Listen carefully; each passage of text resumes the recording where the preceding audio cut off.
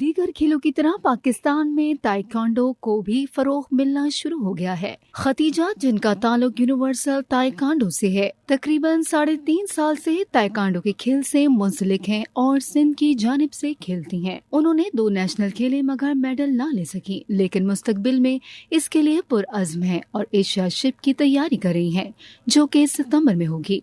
इनके मुताबिक ताइक्वांडो खेल की शुरुआत में हालात की वजह इनके घर वाले राजी नहीं थे। इनका कहना है लड़कियों को सामने आना चाहिए और आगे बढ़ना चाहिए। खतीजा के मुताबिक पहले बहुत खौफज़दा होती थी, मगर ताइक्वांडो सीखने के बाद काफी स्ट्रांग हो गई है। खवातीन के सेल्फ डिफेंस से मुतालिक उन्होंने कहा कि ताइक्वांडो बहुत जरूरी है। घर देखने के साथ साथ ताइक्वांडो और स्टडी साथ जारी रखना थोड़ा मुश्किल होता है, लेकिन शौक के आगे कुछ नहीं, मेहनत करो तो सारी चीजें हो जाती हैं। मैं ऑनलाइन वर्क करती हूँ, जिसमें ट्रेडिंग, यूट्यूब और ब्लॉगिंग शामिल है। उनका कहना था, मैं खुद को सपोर्ट करना चाहती हूँ और अपने घर वालों के लिए कुछ अच्छा करना चाहती हूँ।